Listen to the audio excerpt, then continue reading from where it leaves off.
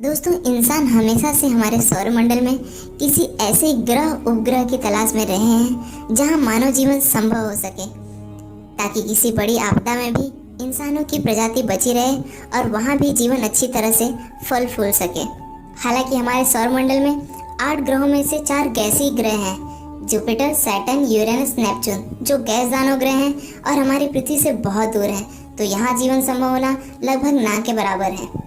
अब बचे 4 ठोस ग्रह, उनमें से पहला है बुध, जो दोस्तों सूर्य का सबसे नज़दीकी ग्रह है और हमारे सौरमंडल का सबसे पहला। बुध का वायुमंडल लगभग ना के बराबर है। बुध को पृथ्वी जैसे अन्य ग्रहों के समान मौसमों का कोई अनुभव नहीं है। बुध का तापमान भी 250 डिग्री सेल्सियस से ऊपर चला जाता है, तो दोस्तों यह भी वह ग्रह नहीं है जहां हम इंसान रह सकें। दूसरा ठोस ग्रह है शुक्र। शुक्र ग्रह को चारों तरफ से सल्फ्यूरिक एसिड के बादलों ने घेरा हुआ है, जिससे इसकी सतह पर सूर्य की रोशनी नहीं पहुंच पाती। लेकिन इन बादलों से बचकर जो भी थोड़ी बहुत धूप आ पाती है वो वापस नहीं जा पाती, जिसकी वजह से इसका सतह काफ़ी गर्म है, इतना गर्म कि यह किसी शीशे को भी पिघला दे। 1982 में सोवियत यूनियन साइंस एकेडमी के वैज्ञानिकों ने वेनेरा 13 नामक स्पेसक्राफ्ट इस ग्रह पर उतार दिया था।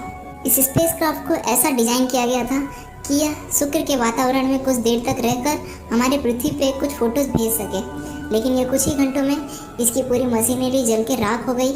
शुक्र के सरफेस का तापमान 500 सेल्सियस से भी ज़्यादा रहता है, तो दोस्तों यह वह ग्रह नहीं है जहाँ पे जीवन संभव हो सके।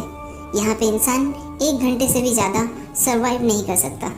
तो चलिए दोस्तों, बात करते हैं। मिशन किए जा चुके हैं, उनमें से 15 सक्सेसफुल रहे हैं, 8 अभी भी ऑपरेशन में हैं और 2 मोस्ट सक्सेसफुल रहे हैं, यानी वो सबसे ज़्यादा जानकारी इकट्ठा करके लाए हैं।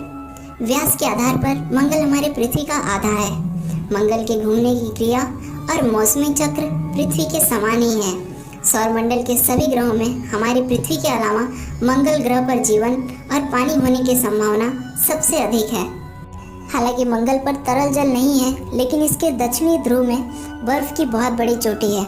अगर ये बर्फ पिघल जाए तो पूरे मंगल ग्रह की सतह पानी से 11 फीट तक ढक जाएगी। भूवैज्ञानिकों के मिले प्रमाण के अनुसार पहले मंगल पर तरल अवस्था में बड़े पैमाने पर पानी की उपस्थिति थी। मंगल के वायुमंडल में 95.32% कार्बन डाइऑक्साइड, 2.7% नाइट्रोजन और 0.13% ऑक्सीजन की उपस्थिति है।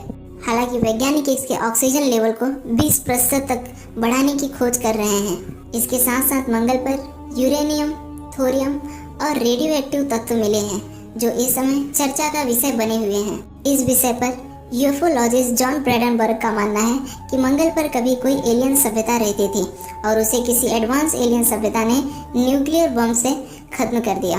हालांकि इस बात को साबित करने के लिए डॉक्टर जॉन ब्रैडनबर्ग के पास कोई बड़ा प्रमाण नहीं है और वैज्ञानिकों ने भी कोई ऐसी खोज नहीं की है जिससे यह साबित हो जाए कि पहले यहाँ कोई सभ्यता निवास करती थी। हालांकि दोस्तों, इन सभी सवालों का जवाब हमें नासा के 2013 के mission journey of the Mars में मिल जाएंगे, जिसमें नासा इंसानों को मंगल पर भेजने के लिए पूरी तरह से कार्यरत है। इस मिशन में दोस्तों नासा चांद पर भी इंसानों को कई महीनों तक खोजबीन करने के लिए भेजने वाली है। नासा ने अब तक इस मिशन में अपने करोड़ों डॉलर खर्च कर दिए हैं। उम्मीद है दोस्तों आपको यह वीडियो पसंद आया होगा। अगर पसंद आया तो प्लीज़ लाइक कीजिए।